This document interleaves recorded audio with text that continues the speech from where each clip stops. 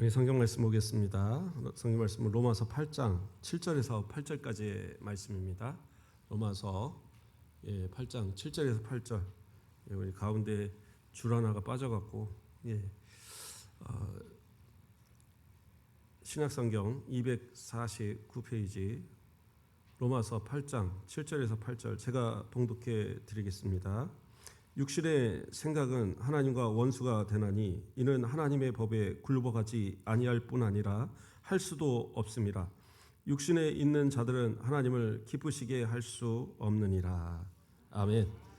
오늘도 하나님의 은혜가 이 오후 시간에도 우리 가운데 충만하기를 주님의 이름으로 축원드립니다. 그래요.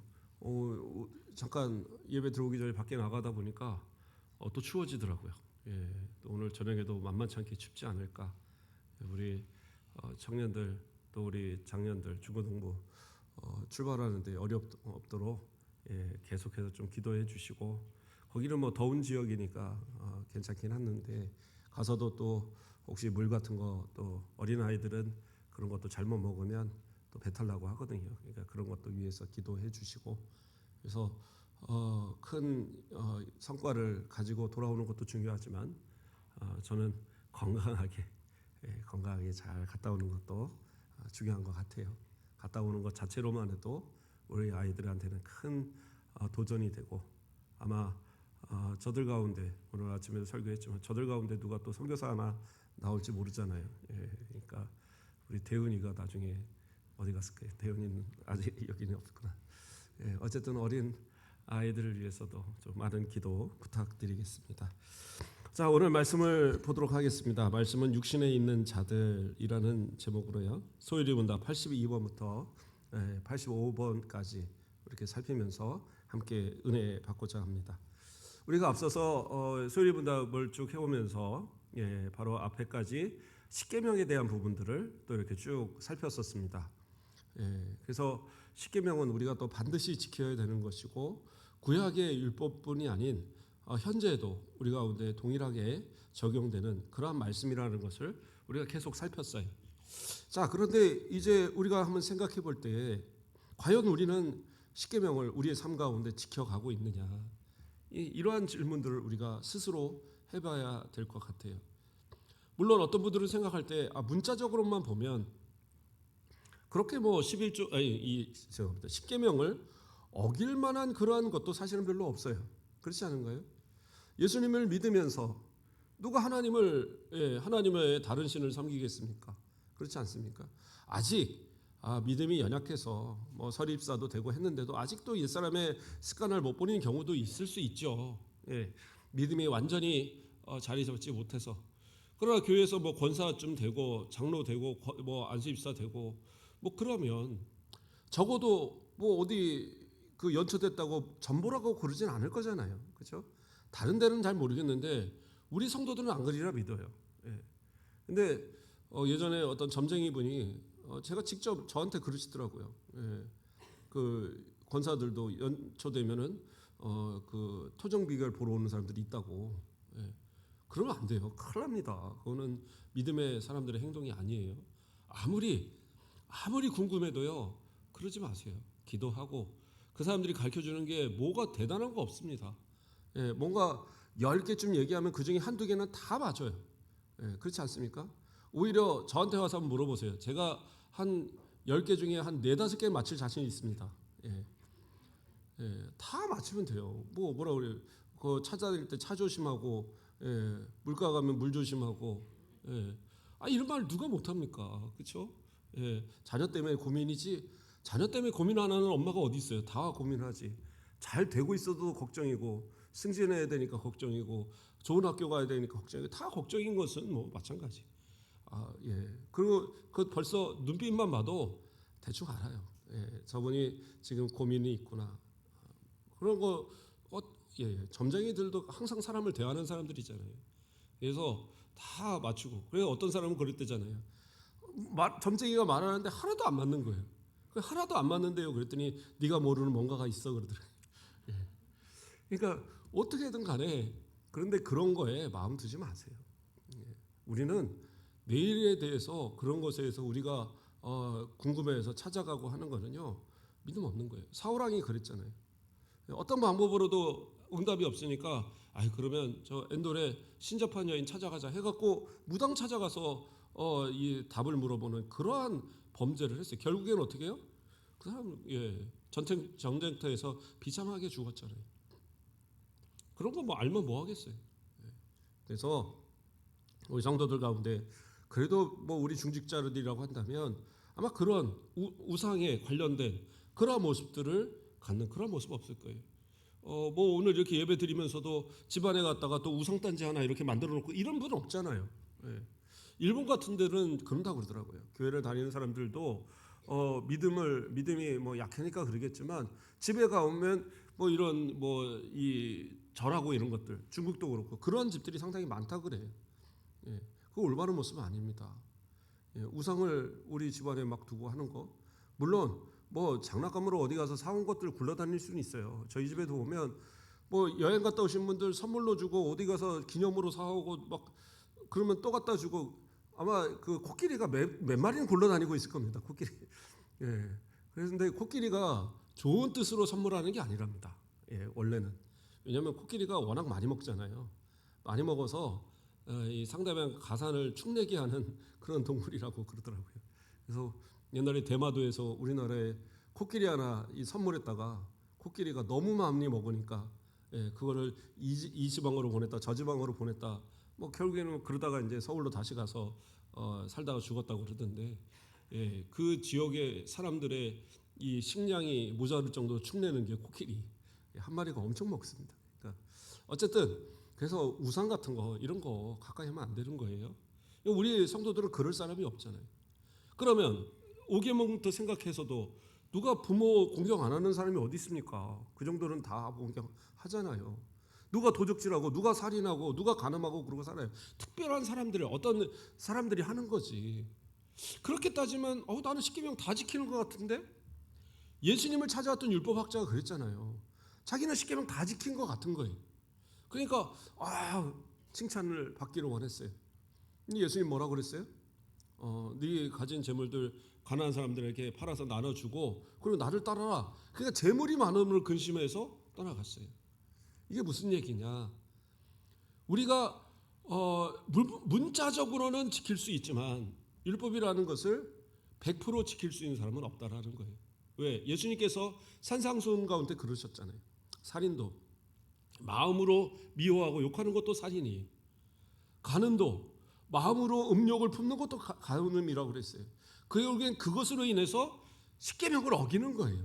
더 나아가서 모든 율법을 다 어기는 겁니다. 모든 걸 다 지키고 한 가지만 어겼어도 모든 걸 다 어긴 거라고 예수님은 말씀하셨어요. 그렇게 본다고 한다면 우리 가운데 10계명을 또는 율법을 100% 지킬 수 있는 사람이 있다? 없다는 것이 맞는 말일 것 같아요. 그래서 시편의 말씀을 보면 시편 14편 2절에 3절 여호와께서 하늘에서 인생을 굽어 살피사 지각이 있어 하나님을 찾는 자가 있는가 보려 하신즉 다 치우쳐 함께 더러운 자가 되고 선을 행하는 자가 없으니 하나도 없도다. 선을 행하는 자가 없으니 하나도 없도다. 그렇죠? 로마서에서도 뭐라고 그랬습니까? 의인은 없나니 하나도 없도다라고 얘기하고 있어요. 그러니까 이 땅을 살아가는 모든 사람들은 죄를 어떻게 보면 안 지고 살아갈 수가 없어요. 그럼에도 불구하고 하나님은 그 10계명을 더 나아가서는 율법을 지키라고 명령하고 계시는 겁니다.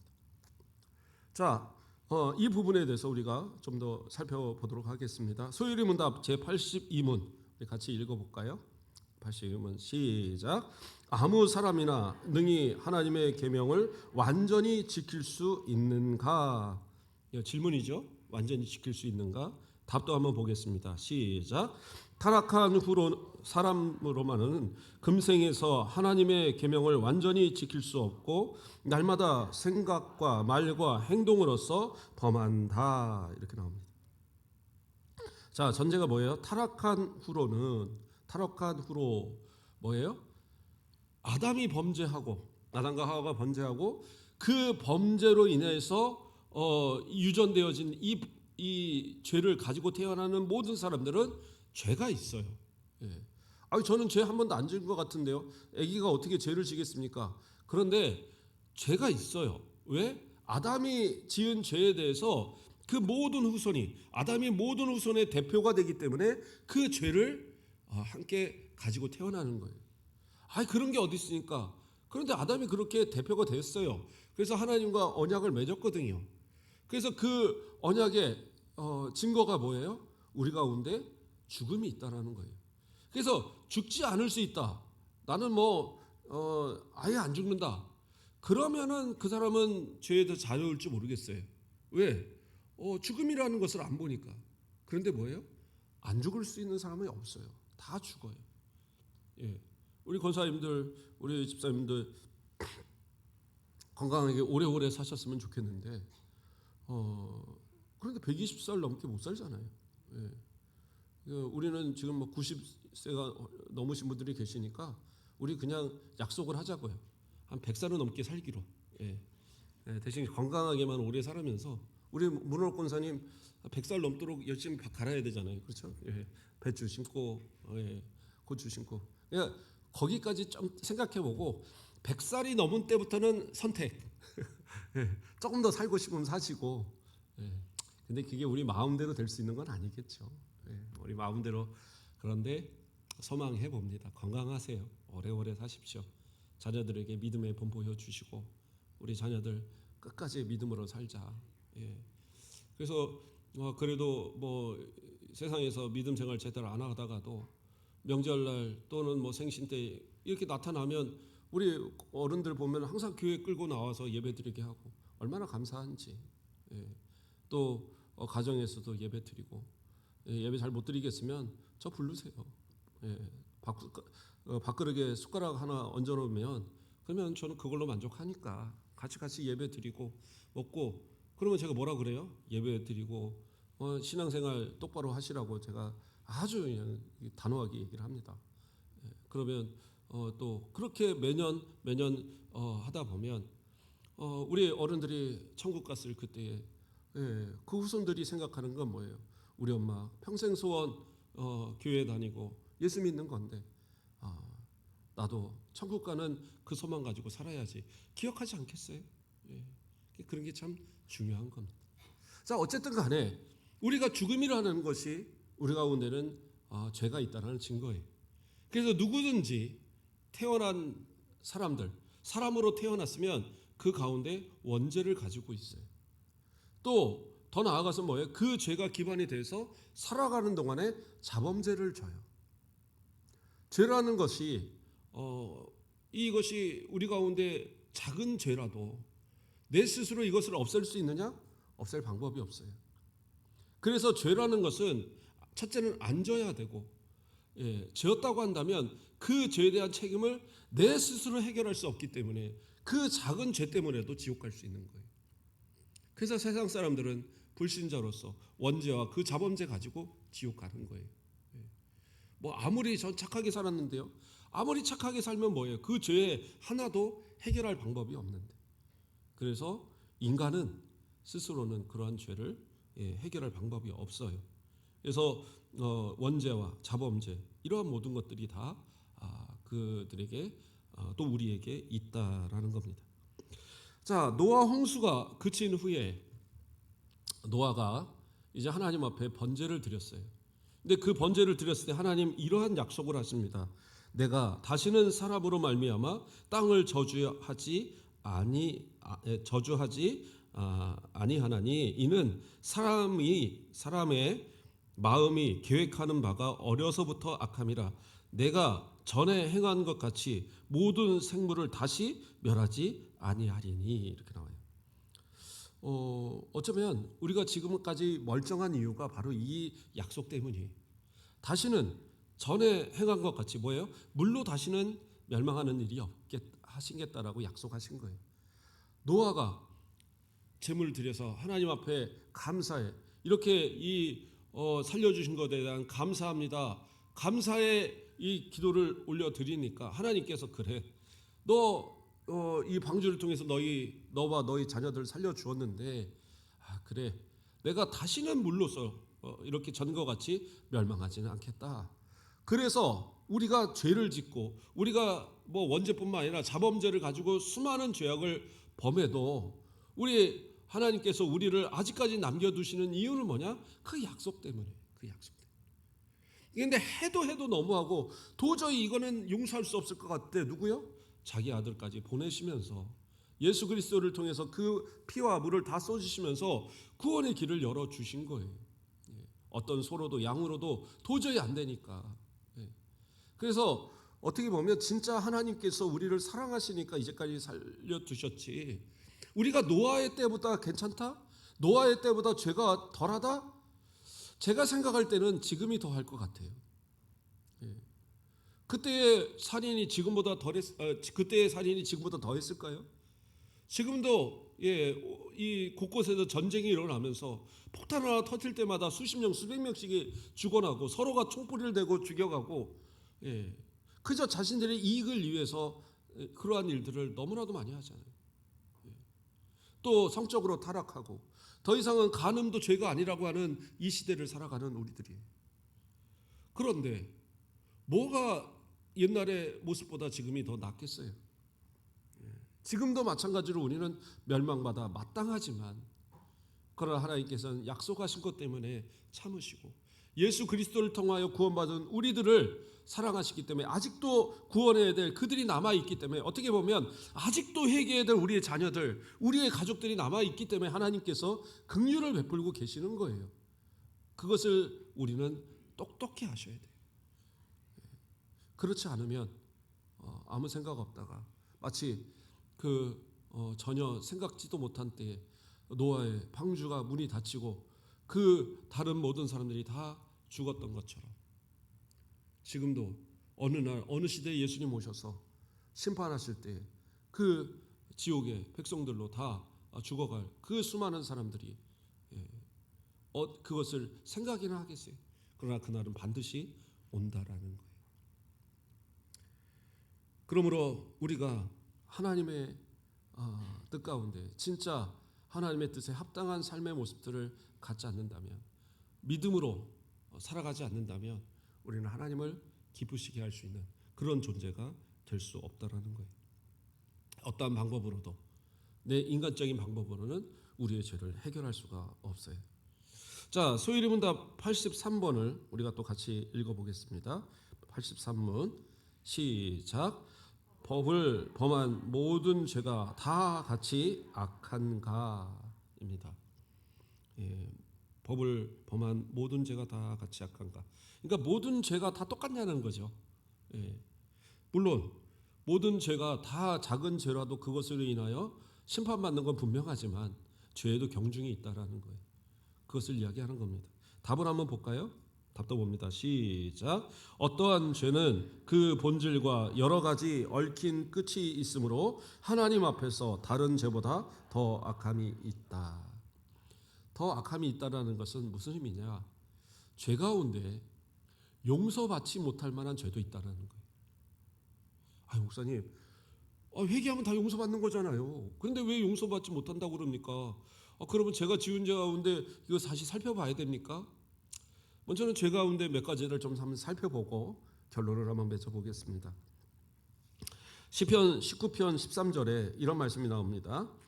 또 주의 종에게 고의로 죄를 짓지 말게 하사 그 죄가 나를 주장하지 못하게 하소서. 그리하면 내가 정직하여 큰 죄가에서 벗어나겠나이다. 뭐라고 나오고 있어요?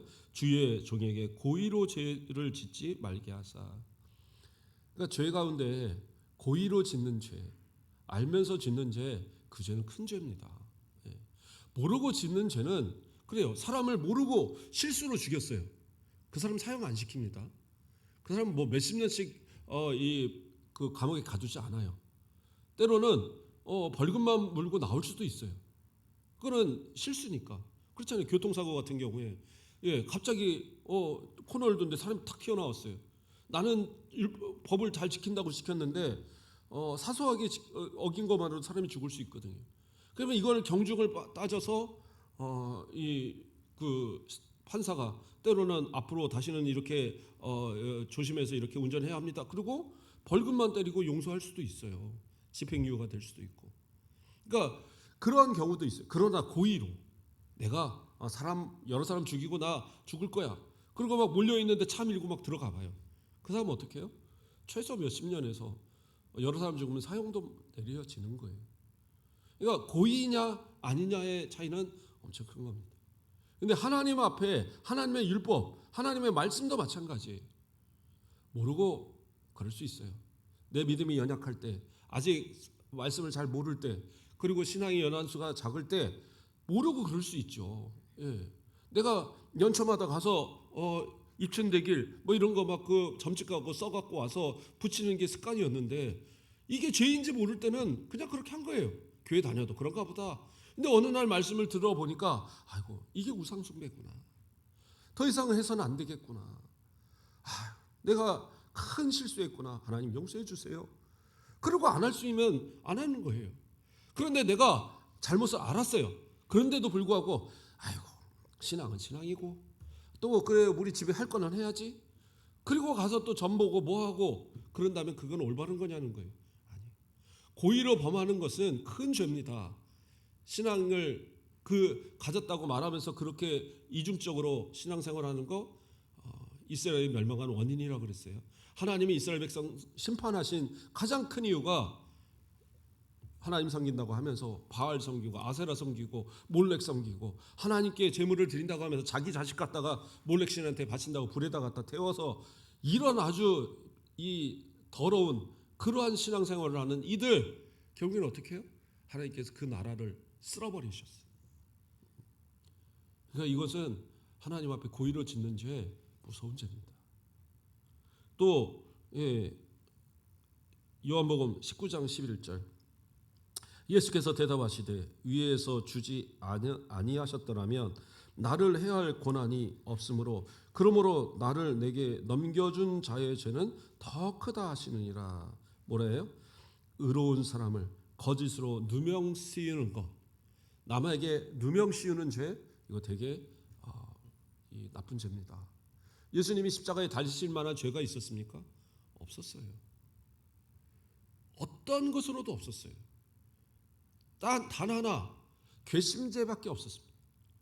그 유대인들이 보기에 그 유대 지도자들이 보기에 괘씸한 거예요. 자기들한테 허락도 안 받아요. 자기들에게 뜻에 동조하지도 않아요. 자기들을 맨날 욕해요. 그러니까 저거 죽여버리자. 그래서 거짓으로 그 이유를 찾고 찾아서 결국엔 거짓 증언을 내세워서 그래갖고 예수님을 십자가에 못 박으려고 한 거예요. 그런데 빌라도가 들어보니까 해도 너무한 거예요. 아니 이 정도로 가지고 무슨 십자가에 못 박아? 아예 안 돼. 그런데도 아니야. 해줘 하도 그러니까 그래? 그러면 이 강도 빌라도 여기하고 그 바라바 이 강도 바라바하고 이 예수님하고 둘 중에 누구 살려줄까? 근데 이 간악한 사람들이 뭐예요? 바라바 살려달라고. 당시에 살인하고 폭동하고 그랬던 유명한 그 사람을 살려주고 예수님 십자가에 못 박으라고 하는 그들이었어요. 의인을 거짓으로 고발하는 거. 그러니까 우리가 살아가면서 누구를 뭐 꼭 죽도록 고발하고 그런 건 아니겠지만 이익을 위해서 거짓말하는 거, 거짓으로 고발하는 이거 정말 나쁜 겁니다. 하지 마세요. 내가 손해 보더라도 함부로 공식적인 자리에서 거짓말하지 마십시오.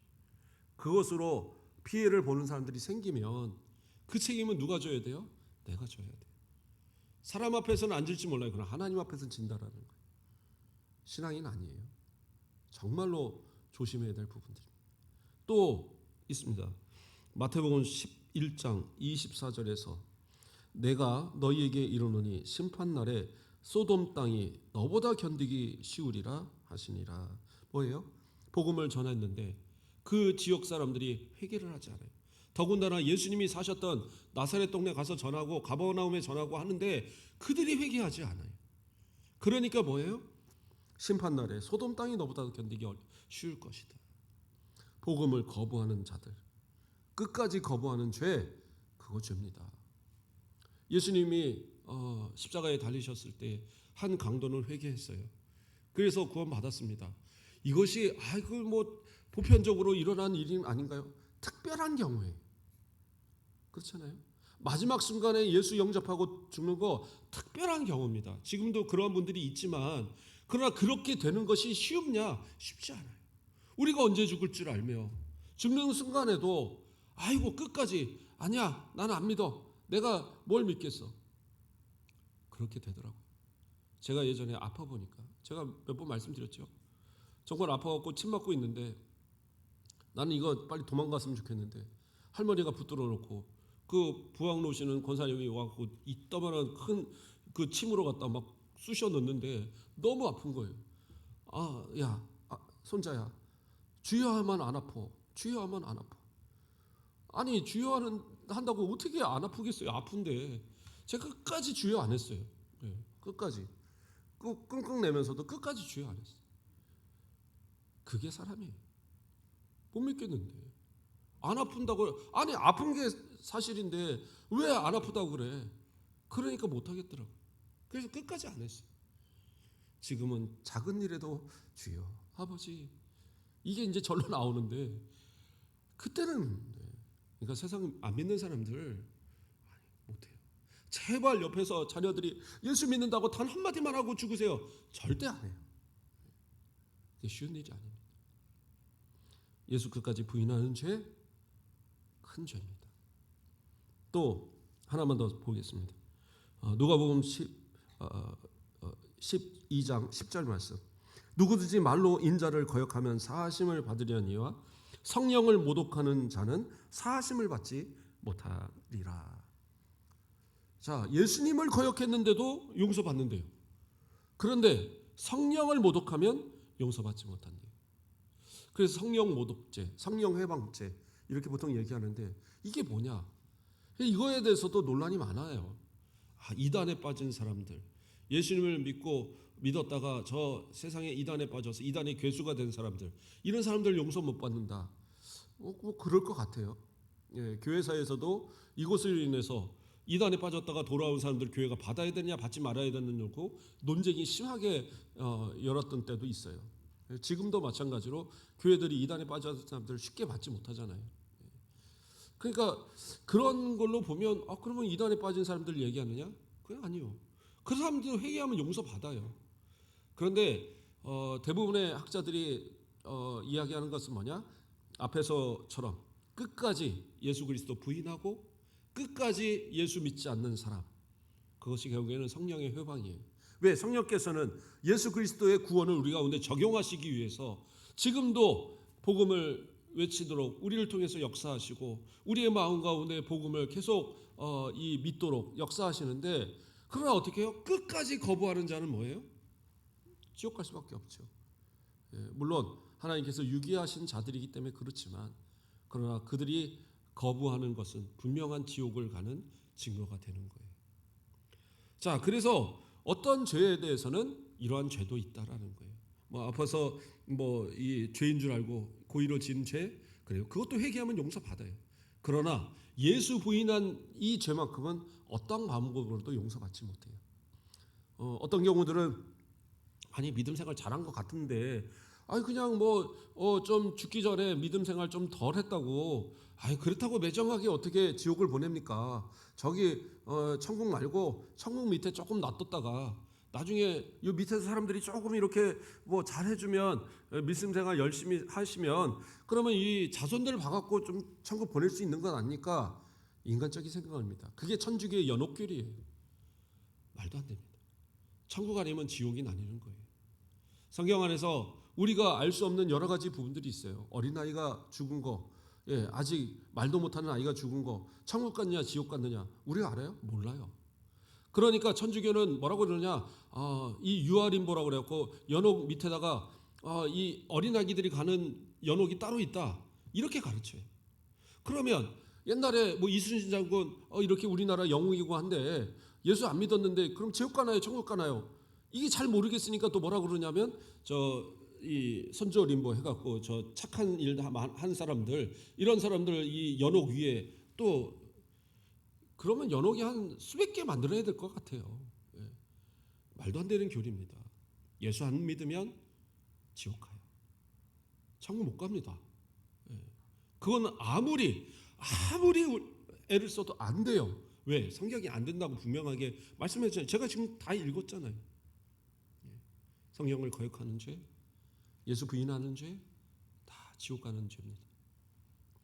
그래서 죄 가운데는 그러한 차이가 있다라는 거예요. 우리가 어떤 죄들에 대해서는 다 용서받지만 그러나 예수 믿지 않는 이 죄만큼은 지옥 가는 죄가 될 수밖에 없다. 그렇기 때문에 우리는 어떻게 해요? 전도해야 되는 거예요. 자녀들 전도해야 되는 거예요. 제가 이웃 전도 많이 말하지 않는 이유는 뭐냐면 이웃 전도는 당연한 건데 오히려 내 자녀들, 내 가족에 대한 전도에 있어서는 너무나도 우리는 그냥 당연히 언젠가는 되겠지. 쟤네들도 주일학교 다녔으니까 지네들이 언젠가는 믿겠지. 그렇게 안심하지 마세요. 믿음은 가르쳐야 돼요. 믿음은 진짜 그 마음 가운데 새겨주셔야 돼요. 예. 자녀들이 어느 순간 아이고 왜 자꾸 믿음 생활 하라 그래. 아이 나 그럼 집에도 안 올 거야. 그래도 가르치셔야 돼요. 예. 대충 타협하면 나중에 어떡하시려고 그래요. 똑바로 가르치셔야 됩니다. 제가 오늘 아까 낮에 잠깐 기사를 보니까 어떤 아이가 이 엄마한테 막 욕을 한 거예요. 그리고 엄마를 갖다가 때리려고 하는 거예요. 그러니까 아버지가 가서 말렸어요. 그때 아버지한테도 막 욕을 하는 거예요. 그러니까 아버지가 화가 나니까 애를 뺨을 날리고 그래 덤비니까 발로 차버렸어요. 그러니까 애가 어떻게 했을까요? 10몇 살짜리밖에 안 되는 애가 경찰서에 신고했어요. 우리 아버지가 폭력을 행사했으니 잡아가시오. 그래갖고는 경찰한테 대놓고 반드시 그 벌을 주십시오라고 그렇게 신고를 했대요. 물론 아이를 심하게 때린 아버지도 잘못이겠지만 그러나 그 아들의 모습을 두고 가만히 두겠습니까? 내가 감옥을 가는 한이 있어도 그 아이는 가르쳐야죠. 이건 아니다. 어머니를 욕하고 때리는 거 아니다. 아버지를 거역하는 것 아니다. 그렇게 해서 세상 가운데 나가서 세상에서 어떻게 너희가 살아가겠니? 가르쳐야 되죠. 올바른 훈계로. 그러지 않으면 결국에는 세상 가운데서 그런 아이들이 어떻게 사회에 적응하고 살아가겠어요. 가정에서도 체벌이 금지가 되다 보니까 지금은 자녀들이 어린 아이들이 너무나도 막 나가는 아이들이 많이 생겨요. 애들이 또 촉범소년해서 만 14세가 안 되면 감옥 안 가는 걸 알아요. 그러니까 자기 생일 지나기 전까지 마음껏 죄 짓고 다니는 거예요. 그 어떤 애는 나 촉법소년이요 하고 가서 그 가게집 가갖고 막 유리창 깨드리고 막 했는데 알고 보니까 얘가 잘못 계산한 거예요. 그래갖고 생일이 지나서 구속되고 이런 실제로 작년인가 언제 있었어요. 세상이 악해가고 있습니다. 이런 시대에 당연하게 믿을 거라 생각하지 마세요. 예수 가르치셔야 돼요. 믿음 가르치셔야 합니다. 그래야지 나중에 천국에서 만날 소망이 있는 거예요. 자, 또 한번 살펴보겠습니다. 자, 소율의 문답 83문 같이 읽어보겠습니다. 시작. 범한 죄마다 마땅히 받을 보응이 무엇인가? 자, 여기서 이게 참 심각한 얘기입니다. 답 보겠습니다. 시작. 범한 죄마다 받을 보응은 이 세상과 오는 세상에서 하나님의 진노와 저주다. 뭐예요? 하나님께서는 죄에 대해서 가만히 두지 않으신다는 거예요. 반드시 심판하셔요. 그런데 이 땅에서도 그 죄에 대한 값을 치르게 하세요. 아이고 저 사람은 잘 먹고 잘 살고 죄져도 죽을 때도 잘 죽던데요. 그럼 그 사람이 복을 받은 거냐? 아니요. 내세에 받을 이 벌은 훨씬 더 큰 거예요. 제가 왜 예수 안 믿고 왜 사람들이 끝까지 거부하는가 생각을 해보니까 이 땅에서 지금 겪는 고난이나 형벌들이 견딜만 하니까 그런 거예요. 견딜만 하니까. 맞을만 하니까 아유 이 정도 조금만 견디면 되는데 굳이 금전의 문제가 생겨도 건강의 문제가 생겨도 자녀의 문제가 생겨도 그냥 이때만 지나면 괜찮지. 그렇지요. 병원 가서 치료하면 병원 낫는 것이고 돈도 열심히 벌면은 이런 거 찾으면 되는 것이고 그렇죠. 그러다 보니까 괜찮겠지. 견딜만 하니까 그런 것 같아요. 저도요 아버지가 그 아버지하고 팔씨름을 예전에 자주 했어요. 근데 어느 날 제가 80을 이겼습니다. 그러니까 아버지가 야 우리 아들 참 세졌네. 그러니까 아버지 친구하고 있는데 아버지 친구한테 그런 거예요. 우리 아들 힘 세니까 80만 한번 해봐 그러더라고요. 그런데 아버지는 이겼는데 그분이 힘이 세더라고요. 휙 넘어갔어요. 그런데 그 아버지가 씩 웃으면서 나하고 80만 한번 다시 할까? 그러고 이제 그러더라고요. 딱 잡았는데요. 내가 이길 것 같더라고요. 중학교 때 일입니다. 중학교 한 2학년 때 일인데 딱 잡아보니까 오늘도 이길 것 같은 거예요. 그래서 제가 져드렸어요. 아버지가 다시는 팔씨름 하자는 얘기를 안 하시더라고요. 예. 그런데 어느 땐가 나중에 다른 친구분한테 하신 얘기가 지가 이길 줄 알고 져주더라고 이런 얘기를 하시더라고요. 예. 그런데 결국에는 내가 이길만 하니까 예. 아버지에 대해서 힘으로 이길만 하니까 그 다음부터 뭐예요? 아버지가 힘으로 저를 다스리지 않아요. 힘으로 다스리지 않으시더라고요. 그러니까 뭐 아들이 아직 어리긴 하지만 힘으로써 뭔가를 하지 않으시려고 하더라고요. 그리고 나중에는요 또 이제 맞은 적이 있죠. 몇 년 만에 한 번 맞아봤는데 견딜만 했어요. 그 전까지는 그 다음부터는 제가 뭐예요? 힘으로도 아버지를 이기고 맞아도 뭐 그냥 견딜만 하고 예, 그렇다고 제가 막 나간 건 아닙니다. 근데 아버지가 그 다음부터는 저에게 뭐 이렇게 말도 함부로 하지 않으셨고 예, 큰 아이로 그냥 인정을 하시더라고요. 예, 그 전까지는 말 안 들으면 매도 들고 그러셨는데 가르칠 수 있는 한계가 있는 거죠. 예, 한계가 있습니다. 부모도 가르칠 수 있는 때가 있는 거고 그게 벗어나면 가르치기 어려운 거고 근데 자녀도요. 어느 선이 넘어가니까 그러니까 그 다음부터는 어떻게 해요? 부모에게 말대답을 하기 시작하더라고요. 저도 그랬던 것 같아요. 그 전까지는 아버지가 뭐라고 하셔도 예, 틀린 말을 해도 그냥 예라고 했었는데 어느 순간은 아버지 그건 아니에요. 그건 그렇게 하면 안 돼요. 라고 말을 하고 있더라고요. 어떻게 보면 내가 견딜만 하니까 그러지 않았나. 예. 그래서 어떤 분은 아버지가 때리니까 맞으면서 그랬다고 그러더라고요. 내가 아들이니까 맞지. 아들이니까 맞아주는 것이 힘이 없어서 맞는 줄 아냐고 그만하시라고 그랬다고 하더라고요. 그들로부터는 안 때렸다고 그러시더라고요. 근데 제 얘기는 뭐냐. 하나님 앞에 맞을만 하다고 생각하지 마세요. 하나님이 참아주시는 거예요.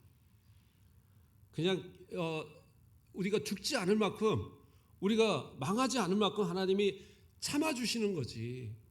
육신의 아버지처럼 내가 더 힘이 있어져서 견딜만 하다 이거 아니에요. 이 세상 견딜만 하다고 내세에도 견딜 수 있는 거 아니에요. 세상 끝나면 하나님 앞에 설 때에 지옥과 천국이 나뉠 때에 지옥에 한번 들어가면 어떻게 해요? 영원히 당하는 형벌입니다. 그것이 이 땅에서 당하는 형벌과 비교할 수 있느냐? 아니 강도로도 전혀 비교될 수 없는 강도예요.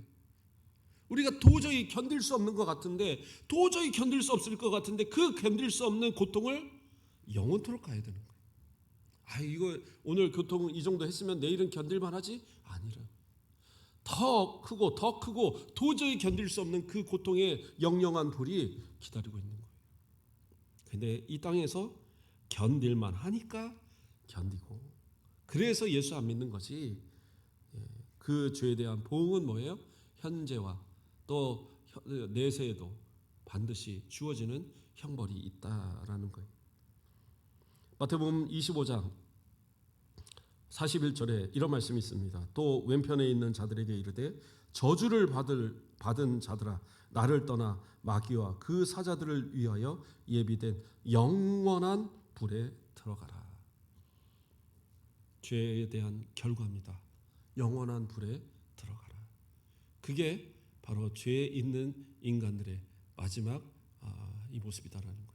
아니 그러면 우리도 죄에 있는데 이 죄는 어떻게 해결해야 됩니까? 뭐 앞에서 이미 답은 다 얘기했는데 우리가 또 다시 한번 살펴보겠습니다. 소율입니다. 제 85문 같이 읽어볼까요? 85문 시작. 우리가 죄를 인하여 하나님께 받을 진노의 저주를 피하게 하려고 하나님이 우리에게 요구하시는 것이 무엇인가? 자, 답도 한번 읽어보겠습니다. 시작. 우리가 죄를 인하여 하나님께 마땅히 받을 진노와 저주를 피하게 하려고 하나님이 우리에게 요구하시는 것은 예수 그리스도를 믿는 것과 생명에 이르는 회개와 그리스도가 우리에게 구속의 유익을 전하는 여러 가지 나타내는 방법을 힘써 사용하라는 것이다. 우리 다 아는 방법이잖아요. 다 아는 방법입니다. 뭐 특별하게 어려운 것 없어요. 이 저주에서 피할 수 있는 방법은 가장 먼저는 뭐예요? 예수 그리스도 믿는 거예요. 예수 그리스도 믿는 것만이 우리의 죄를 해결할 수 있어요. 어떤 사람이 천국을 문 앞에서 들어가는데 그랬답니다. 천국을 들어가려고 하는데 저 교회 다니다 왔으니까 저 좀 받아주세요. 그러니까 너 천국 들어가려면 뭐 어떤 의로운 일을 했느냐? 그러니까 저 남한테 구제 좀 많이 했는데요. 그래? 그러면 5점. 많이 이랬다는 거예요. 그러면 또 뭐를 했느냐? 저 그냥 열심히 또 예배 출석 잘했는데요. 그러면 10점. 또 그러면 또 뭐를 했느냐? 쭉쭉 얘기했는데 아무래도 그래도 60점은 넘어야지 낙제를 안 할 텐데 점수가 없더라는 거예요. 그러니까 너 도대체 뭐 한 거 없냐? 그래도 좀 더 대봐라. 대봐야지 천국 갈 거 아니냐? 그랬더니 대고 대다가 마지막에 에휴, 그래도 예수는 믿었어요. 그랬더니 100점 그러더라는 거예요. 예수 믿어야지 가요. 예수 안 믿으면 세상에 어떤 것도 천국 갈 자격 주지 않아요. 어떤 것도 죄 없이 할 방법이 없어요. 어떻게 해야 돼요? 예수 믿어야 돼요. 그리고 또 뭐라고 얘기합니까? 회개해야 돼요. 회개하지 않으면, 그렇죠? 생명에 이르는 회개. 이건 진짜 회개 얘기하는 거예요. 내 죄를 하나님 앞에 고하고 이 죄가 예수 그리스도로 인하여 용서받았다는 사실을 믿고 그리고 모든 것을 고하고 용서받는 이것이 진짜 생명에 이르는 회개예요. 단순히 그냥 아이고 내가 잘못 살았네. 이건 뉘우치는 거예요. 그게 아니라 회개는 뭐냐? 그 죄를 다시 범하지 않는 거. 앞에서 말한 것 같잖아요. 고의로 죄 짓는 거. 죄라는 거 알면서도 계속 반복해서 죄 짓는 거, 그거는 용서받는 죄가 아니에요. 진짜 용서받는 죄라고 한다면 진짜 생명에 이르는 용서는 회개는 어떤 거예요? 그 죄를 다시 반복하지 않는. 그래서 이전에는 우리가 예수 믿지 않는 죄를 범했는데 이제는 어떻게 해요? 다시는 예수 부인하지 않는 믿음으로 우리가 살아가는 거예요. 그게 진짜 회개의 모습이에요. 또 어떤 죄를 범할지라도 그래요. 그 죄에 대해서 또다시 하나님 앞에 회개해서 다시는 이제 범하지 않기 위해서 몸부림치면서 기도하면서 나아가는 것. 그래서 성령께서 내 안에 계시면서 나를 점점 변화시켜가는 그 모습. 그게 진짜 회개, 생명에 이르는 회개를 한 성도들의 모습이지 그게 아니면 안 된다라는 거예요. 그리고 이어지는 말씀이 뭐였어요? 구속의 유익을 전하는 여러 가지 나타내는 방법을 힘써 사용하라. 다시 말해서 예수님이 말씀하신 구원의 말씀들을 우리가 마음에 새기고 그것을 실천하라는 거예요. 실천하셔야 돼요. 예. 디모데전서 4장 16절에 내가 내 자신과 가르침을 살펴 이 일을 계속하라. 이것을 행함으로 내 자신과 내게 듣는 자를 구원하리라. 뭐예요? 바울이 전한 예수 그리스도의 복음, 예수 그리스도의 구원의 말씀을 받았으면 어떻게 해요? 지키라는 거예요. 지켜야 어떻게 해요? 구원을 받는다라는 거예요. 지키지 않으면 그 믿음은 가짜예요. 그래서 야고보서에서도 뭐라고 그랬어요? 행함이 없는 믿음은 죽은 믿음이라. 그래서 지켜야 되는 거예요. 목사님들이 왜 강다에서 설교를 이렇게 열심히 합니까? 뭐 목사님 오늘 설교는 은혜가 좀 되는 것 같은데 또 어떨 때는 오늘 목사님 컨디션이 안 좋은가 봐요. 설교가 오늘은 잘 내한테 안 들어오네. 그러지 마세요. 목사님들이 설교하는 거 잘할 수 있고 못할 수 있어요. 그러나 하나님의 말씀이잖아요. 하나님의 말씀만 받으세요. 그리고 그 말씀을 지키세요. 지키면 반드시 복이 있는 거예요. 취향에 따라 받지 마세요. 아이고 뭐 저도 목회 생활 오래 하다 보니까 가끔은 와서 따지는 분들이 있어요. 목사님 설교 오늘 설교는 도저히 저하고는 잘 안 맞는 것 같은데요. 목사님 그 말 하지 않았으면 좋겠는데 자꾸 목사님 그 말씀 하시네요. 저는 이거 마음에 안 드는데요. 그랬던 분들이 개인적으로 찾아오면 제가 잘 설명하죠. 그리고 잘 이해시키고 하나님의 말씀 잘 받으라고 권면하고. 근데 그런 분들이 돌아가서 나중에 가서 목사님 죄송합니다. 진짜 마음을 열고 나니까 은혜가 되네요. 이렇게 고백한 사람들도 있었어요. 제 능력을 보지 마세요. 그런데 하나님의 말씀 보세요. 바울이 고백하는 건 뭐냐? 내가 전하는 하나님의 말씀, 예수 그리스도의 구원의 말씀, 이거 너희들이 듣고 이거 지키면 구원 받는 거야. 그렇게 얘기하십니다. 오직 믿음을 부르짖는 그 바울이 간절히 부탁하는 게 뭐냐? 말씀대로 살아가라는 거예요. 그게 믿음이라고 이야기하고 있는 거예요. 그냥 머릿속에 지혜로 살지 마세요. 그거 갖고는 안 돼요. 예수 그리스도 믿고 그리고 진짜 회개했으면 예수 그리스도의 말씀대로 하나님의 말씀대로 살아가세요. 그래서 그것을 통해서 내가 그리스도인이라는 것이 막 드러나야 돼요. 누가 봐도 그리스도인이어야 돼요. 예수쟁이하고 손가락질하는 그게 아니라 저 사람은 진짜 예수 믿는 사람이네 하고 저 사람이 진짜네 라고 말할 수 있는 그런 사람 되셔야 돼요. 사람 앞에도 인정받지 못하는 믿음을 어떻게 하나님 앞에 가서 인정받겠어요? 그래서 우리 믿음 좀 제대로 갖고 살아가자고요. 말씀을 정리하겠습니다. 죄 있는 인간은 하나님의 말씀을 100% 지킬 수 없어요. 100% 지킬 수 있는 사람이 있다면 그 사람은 죄가 없는 사람이에요. 그래서 예수님은 죄가 없으신 분이잖아요. 그래서 무죄하신 분이. 그러나 사람으로 태어난 이 아담의 후손으로 태어난 모든 사람들은 죄에서 자유로울 수가 없어요. 그 사람은 결국엔 어떻게 해요? 죄 때문에 지옥 가는 거예요. 그러나 단 하나의 길을 열어주셨어요. 예수 믿으면, 회개하고 용서받으면, 그 말씀대로 살아가면 구원받는다라는 거예요. 이 약속을 받은 우리들입니다. 이거 하찮게 여기지 마시고 주님 오시는 그날까지 우리 믿음 끝까지 지키고 우리 자녀들에게도 예수만이 살 길이라고 귀에 못이 박히도록. 저희 큰 고모님이 하루에 거의 문자 한 4-5개씩 보내세요. 많이 보낼 때 적어도 2개씩은 보내요. 예수 믿으라고. 그 이제 전도 영상들을 저한테 보내시는 거예요. 물론 이제 제가 우리 나눠주고 뭐 이러라고 이렇게 또 저도 참고하라고 보내시는 거겠지만 정말 큰 고모님, 속초 사시는 고모님은 아들 둘 있는데 둘 다 목사님 만들고 딸 둘 있는데 하나 사모님 만들고 하나는 제가 친구 결혼시켜갖고 그나마 평신도 하나 있는데 그러니까 뭐 손주들이 가도 제일 먼저 오면은 불러다가 그 벽에다 벼랑박이라고 그러지 벽에다 붙여놓은 거기다가 이 성경 구절 보고 이거 외워야 된다고 막 그러고 애들이 막 그래서 할머니한테 가기에 별로 안 좋아한다고 그러더라고요. 그래도 그렇게 가르치니까 예수 믿는 자녀들 그 후손들 나오는 거 아니겠어요?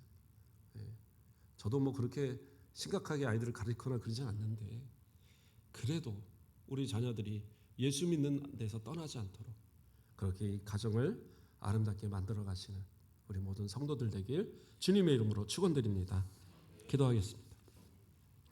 사랑의 하나님 감사를 드립니다. 우리는 연약하고 부족하지만 우리를 택하시고 우리로 예수 믿는 성도 삼아주심을 감사드립니다. 지식으로만 예수 알게 하지 마시고 믿음으로 우리 예수 그리스도를 고백하게 하시고 우리의 모든 죄를 주의 이름으로 회개케 하시고 주님이 가르쳐 주신 모든 말씀을 우리의 삶 가운데 지켜가며 모든 사람들에게 내가 예수 믿는 믿음의 사람이라는 것을 자랑하며 살아갈 수 있는 우리 모든 성도들 되도록 축복하여 주시옵소서. 우리 성도들 통하여 가정이 복음화되게 하시고 우리 성도들을 통하여서 바라보는 모든 사람들이 예수를 아는 놀라운 은혜가 있어지도록 축복하여 주시옵소서. 감사합니다. 예수 그리스도의 이름으로 기도드립니다. 아멘.